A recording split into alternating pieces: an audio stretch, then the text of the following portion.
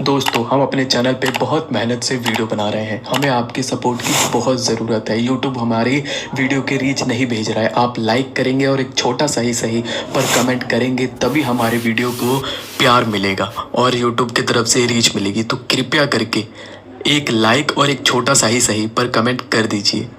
धन्यवाद। रात का अंधेरा अपनी चरम सीमा पर था।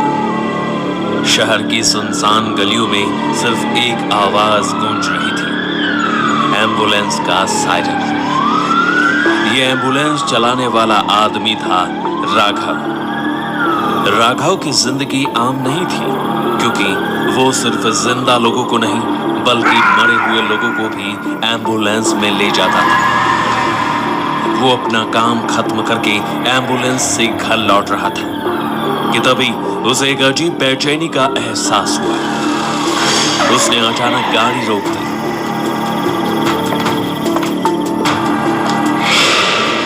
सामने एक औरत धीरे धीरे उसकी ओर बढ़ती हुई आ रही थी।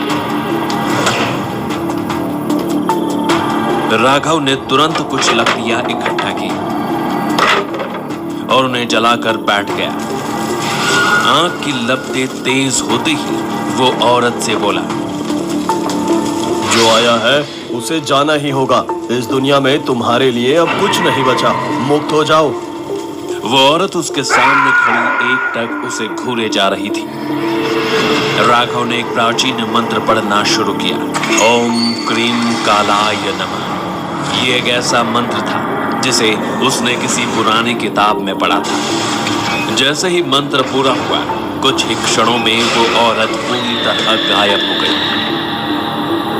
चारों तरफ सन्नाटा छा गया। दरअसल वो औरत एक दिन पहले ही मर चुकी थी। राघव ने कल ही उसे मुर्दा घर में छोड़ा था, पर उस औरत को मुक्ति नहीं मिली थी। उसकी आत्मा भटक रही थी, शायद किसी अनकहे दर्द में फंसी हुई थी। लेकिन राघव के ज्ञान की शक्ति ने उसे मुक्ति दिला दी। कुछ लोगों में प्रकृति ने कुछ खास शक्तियां दी होती हैं। राघव भी उन्हीं में से था। वो आत्माओं को देख सकता था, उनसे बातें कर सकता था और उनको मुक्ति भी दिला सकता था। राघव का बचपन बाकी बच्चों की तरह आसान नहीं था। बचपन में एक औरत उस पर अपनी काली विद्या का प्रयोग करती थी। वो उसे तंत्र विद्या में बलि के लिए इस्तेमाल करना चाहती थी, लेकिन एक दिन दीनानाथ उस बच्चे को वहां से बचाकर शहर ले आया। दीनानाथ ना तो उसके पिता थे, ना ही उसके रिश्तेदार। वो बस राघव की जिंदगी का एकमात्र सहारा बने। आप कौन हैं और हम कहाँ जा रहे हैं? ये सब बातें भूल जाओ बेटा। अब तुम्हें एक नई जिंदगी की शुरुआत के लिए यहाँ से दूर जाना है। दीनानाथ जानता था कि उस औरत का जादू कितना खतरनाक है। वो उस बच्चे को बचाने के लिए शहर ले आया, लेकिन उसने राघव को कभी पूरी सच्चाई नहीं बताई। दीनानाथ ने राघव को तांत्रिक विद्या के बारे में भी थोड़ा बहुत बताया था, क्योंकि उस औरत के काले जादू का असर राघव पर कुछ हद तक अभी भी था। शहर आकर राघव ने अपने दम पर जिंदगी गुजारी। छोटी मोटी नौकरियां की और एक एम्बुलेंस ड्राइवर बन गया। लेकिन एम्बुलेंस चलाते हुए उसने देखा कि मृत लोगों के शव के साथ रहकर वो उनकी आत्माओं को देख भी पा रहा है।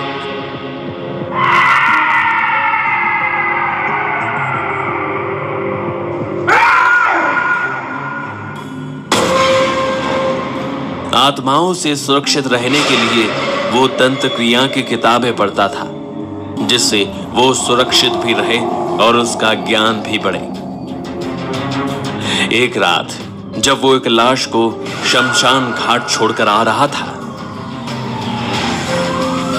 तब उसने देखा कि एक लड़की सड़क के किनारे, उसका चेहरा बिल्कुल सफेद था, आंखों में एक अजीब सी खामोशी थी।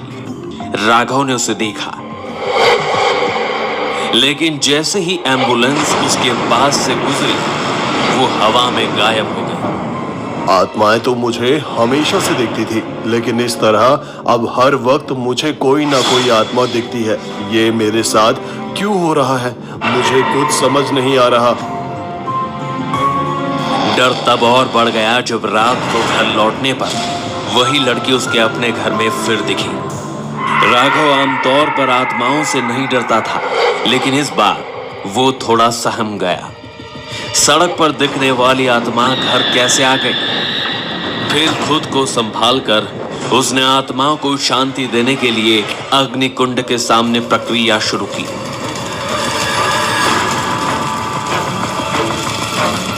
तुम बच्ची हो, ये मरने की उम्र नहीं थी। शरीर इस दुनिया के लिए था, मगर तुम्हारी आत्मा को अब दूसरी दुनिया में जाना होगा, वहां जहां सिर्फ आत्माएं रहती हैं। इतना कहकर राघव ने मंत्र पढ़ना शुरू किया। मंत्र पूरा होते ही वो आत्मा गायब हो गई। सुबह हुई। राघव हमेशा की तरह अपने काम पर चला गया, लेकिन रात को जब वो काम खत्म करके घर लौटा, उसकी सांसें थम गई। अब उस लड़की के साथ उसे और भी आत्माएं दिख रही थी। घबराया हुआ राघव अगले दिन दीनानाथ के पास पहुंचा। बाबा, जो विद्या आपने मुझे दी है वो मैंने हमेशा सही तरीके से इस्तेमाल की है। आज तक मुझे किसी भी आत्मा या किसी काली शक्ति से कोई तकलीफ नहीं हुई, लेकिन इस बार बहुत सी आत्माएं मुझे परेशान कर रही हैं। मैंने उन्हें मुक्ति दिलाने के लिए पूरी कोशिश की, लेकिन वो मेरा पीछा छोड़ने को तैयार नहीं है। तुम फिक्र मत करो राघव, कुछ दिन में सब ठीक हो जाएगा। तुम बस अपना काम करते रहो। अगले दिन भी राघव एम्बुलेंस चलाते हुए घर लौट रहा था।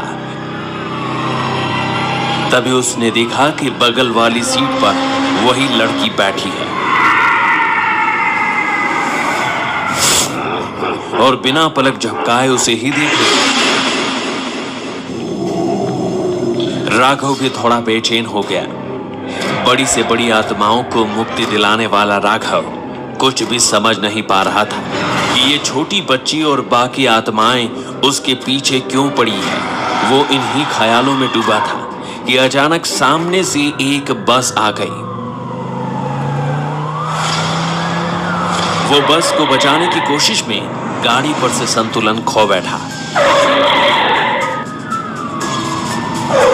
और उसका एक्सीडेंट हो गया। लेकिन हैरानी की बात यह है कि एक्सीडेंट के बाद भी बस अचानक गायब हो। कहानी में आगे बढ़ने से पहले मैं उन सभी लोगों को धन्यवाद करना चाहता हूं जो हमारी कहानी को यहां तक सुन रहे हैं। आपको हम कहानियां कैसी लगती हैं?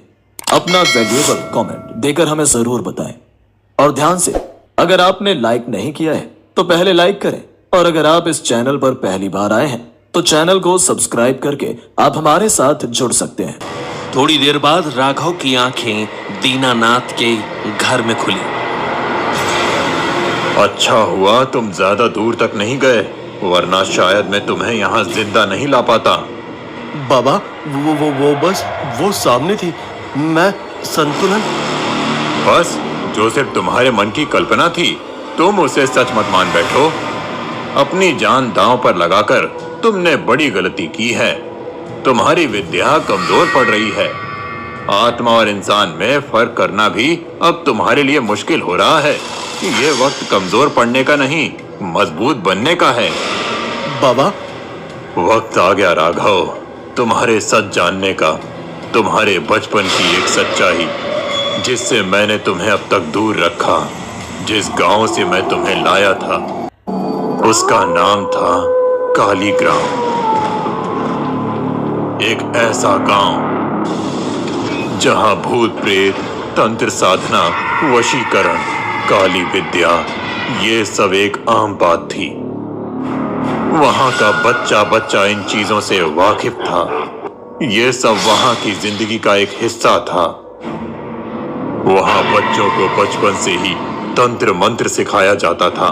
मैंने भी सीखा था और मेरी बहन शीतल ने भी, मगर शीतल को इन सब में हद से ज्यादा दिलचस्पी थी। वो सिर्फ बचाव तक नहीं रुकी। भूत प्रेतों की दुनिया क्या है उनकी हकीकत क्या है, वो सब कुछ जानना चाहती थी। हमारे परिवार में बस मैं, मेरी बहन शीतल और बाबा थे। हम तीनों एक खुशहाल जिंदगी जी रहे थे। कुछ समय बाद शीतल की शादी उसी लड़के से हुई जिसे वो पसंद करती थी। शादी के बाद वो अपने ससुराल चली गई। सालों बीत गए, बाबा भी अब इस दुनिया में नहीं रहे। शीतल को एक बेटी हुई जो अब थोड़ी बड़ी हो चुकी थी। एक दिन मैं शीतल से मिलने उसके घर गया। कैसी हो शीतल? कैसी हो जूही? मैं ठीक हूँ भैया। मैं भी ठीक हूँ मामा जी। अरे शीतल, तुमने बिल्ली पाल रखी है? हाँ भैया, बहुत प्यारी है। आप बैठिए, मैं आपके लिए कुछ लेकर आती हूँ। थोड़ी देर बाद वो बिल्ली तेजी से भागी। उसका पीछा करते हुए मैं एक काले अंधेरे कमरे में पहुंच गया, जहां चारों तरफ एक धुंध फैली हुई थी और कुछ छोटे मोटे टुकड़े थे। मैं आगे बढ़ा ही था कि तभी शीतल वहां आ गई। भैया, आप यहाँ क्यों आ गए? चलिए बाहर चलिए। शीतल, घर में ऐसा कमरा क्यों है? अरे भैया कुछ नहीं, ये बस यूं ही बंद रहता है, आप इसे छोड़िए। मैं वहां से लौट आया। कुछ दिनों बाद शीतल का पति अनुज मेरे घर आया। दीनानाथ भैया, क्या हुआ? आप इतने परेशान क्यों हैं और रो क्यों रहे हैं? जूही, हमारी बेटी अब इस दुनिया में नहीं रही। ये आप क्या कह रहे हैं? आपने पहले क्यों नहीं बताया? ये सब कब हुआ? और शीतल, वो कैसी है? ये सब शीतल की वजह से हुआ है। शादी से पहले भी उसे तंत्र क्रियाओं में दिलचस्पी थी, लेकिन मैंने इसे बस उसका एक शौक समझकर नजरअंदाज कर दिया था। शादी के बाद उसकी ये आदत बन गई। लेकिन हद तो तब हो गई जब मैंने 2 दिन पहले उसे जूही की लाश के सामने एक खौफनाक विद्या करते देखा। वो गांव के 2 जिंदा बच्चों के अंदर जूही की आत्मा उतारने की कोशिश कर रही थी।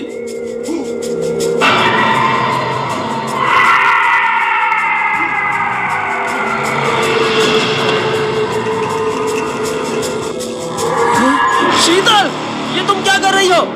ये सब गलत है। इसमें कुछ भी गलत नहीं है अनुज। मैं मरे हुए लोगों की आत्माओं को इंसानी शरीर में उतारने की विद्या पर काम कर रही हूँ, ताकि मैं अपनों को कभी खुद से दूर ना जाने दूं।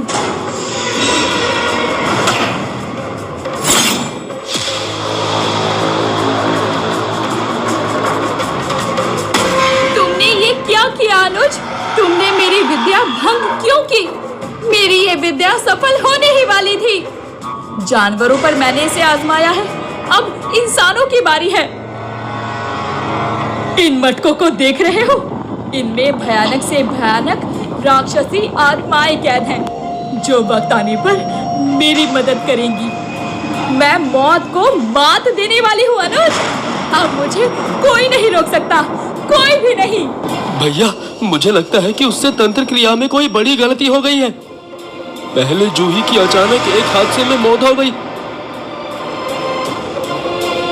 और फिर यहाँ आते वक्त मेरा एक बड़ा एक्सीडेंट होते होते बचा। ये सब इत्तेफाक तो नहीं लगता। वो पागल हो चुकी है। गांव वालों को भी शक होने लगा है। दिन रात वो बस एक अंधेरे कमरे में बंद होकर अजीबोगरीब चीजें करती रहती है। मुझे डर है कि कहीं बहुत देर ना हो जाए। ठीक है, आप घर जाकर वहां संभालिए। मैं कुछ जरूरी सामान लेकर जल्दी ही वहां पहुंचता हूं। थोड़ी देर बाद जब मैं शीतल के घर जा रहा था, तो रास्ते में जो मैंने देखा उसने मेरे होश उड़ा दिए। सड़क पर अनुज का शव पड़ा था। उसके ऊपर बिजली की एक नंगी तार गिरी हुई थी। जबरदस्त करंट की वजह से उसकी मौत हो चुकी थी। ये सब देखकर मेरे पैरों तले मानो जमीन खिसक गई। दिल जोर जोर से धड़कने लगा। अब मुझे यकीन हो चुका था कि अनुज सही कह रहा था। शीतल से तंत्र मंत्र क्रिया में जरूर कोई भूल हुई है, जिसकी कीमत सबको चुकानी पड़ रही थी। मैं घबराते हुए शीतल के घर पहुंचा, लेकिन अंदाजा नहीं था कि वहां एक डरावनी हकीकत मेरा इंतजार कर रही थी। कमरे में शीतल बैठी थी। वो बहुत भयानक दिख रही थी। उसकी आंखें बंद थीं और वो एक अजीब सा मंत्र बड़बड़ा रही थी। उसके पास जूही और अनुज की आत्माएं खड़ी थीं और तुम वहां बेहोश पड़े थे। मुझे समझ आ गया कि शीतल जूही की आत्मा तुम्हारे अंदर और अनुज की आत्मा किसी और के अंदर डालने की कोशिश कर रही थी। मुझे उसे हर हाल में रोकना था। मैंने अपनी सुरक्षा के लिए कलाई पर रक्षा सूत्र बांधा और गले में रुद्राक्ष पहन लिया। फिर हिम्मत जुटाकर अंदर गया, तुम्हें उठाया और वहां से भाग निकला। पीछे शीतल जोर जोर से चिल्लाकर मुझे रोकने की कोशिश करने लगी। नहीं, तुम बहुत बड़ी गलती कर रहे हो। रुको, रुको, रुको। मैं दरवाजा बंद करके वहां से भाग निकला। वो तुम्हें जूही के लिए चुन चुकी थी और अनुज के लिए शायद वो किसी और को वश में करने वाली थी, लेकिन मैंने वक्त रहते तुम्हें वहां से निकाल लिया और उसकी तंत्र साधना भंग कर दी। तो बाबा, आप मुझे वहीं छोड़ देते मेरे माँ बाप के पास, फिर मुझे यहाँ लाने की क्या जरूरत थी? और अब जो आत्मा मेरे पीछे पड़ी है वो कौन है बाबा? हाँ बेटा, जब मैं तुम्हें वहां से निकाल कर लाया तो मैंने काली ग्राम के लोगों से पूछा, क्या आप जानते हैं ये बच्चा किसका है या इसके माता पिता कौन हैं? लेकिन सबने तुम्हें पहचानने से इनकार कर दिया। शायद तुम अनाथ थे, इसीलिए मैंने सोचा तुम्हें वहां छोड़ना ठीक नहीं। अगर तुम वहीं रहते तो ना जाने तुम्हारा क्या होता। इसीलिए मैं तुम्हें अपने साथ ले आया, लेकिन मैं चैन से नहीं बैठ सका। आखिर वो मेरी छोटी बहन थी। कुछ दिनों बाद मैं वापस गांव गया और लोगों से उसके बारे में पूछा, लेकिन उनकी बात सुनकर मेरे रोंगटे खड़े हो गए। गुस्से और डर से कांपते हुए लोगों ने मुझे बताया कि उसे जिंदा ही दफना दिया गया था और उसके घर को हमेशा के लिए बंद कर दिया गया। अब जो कुछ भी हो रहा है वो उसी के कारण है। किसी ने उस बंद घर को तोड़कर वहां एक नया घर बनाने की कोशिश की। उस घर में जो मटके थे, जिसमें भयानक आत्माएं कैद थीं, वो सब आजाद हो चुकी हैं। अब वो पूरे गांव में आतंक मचा रही हैं। उन आत्माओं में से कुछ अब हमारे आसपास भी भटक रही हैं। बाबा, तो अब सब कैसे ठीक होगा? मेरे साथ चलो। बगल वाले दुर्गा माँ के मंदिर में तुम्हें कुछ क्रियाएं करनी होंगी। मैंने कुछ मंत्र लिखे हैं, वो मैं तुम्हें दूंगा। लेकिन एक बात याद रखना, जब तक मुक्त होने वाला और मुक्ति देने वाला दोनों माया के जाल में फंसे रहेंगे, तब तक कोई आत्मा सच्ची मुक्ति नहीं पा सकती। इसीलिए उस वक्त चाहे कुछ भी हो जाए, तुम अपना ध्यान और मंत्रों का जाप बिल्कुल मत रोकना। वो दुर्गा माँ के मंदिर पहुंचता है। वहां तेज तेज हवाएं चल रही थी। चारों तरफ अजीब अजीब आवाजें गूंज रही थी।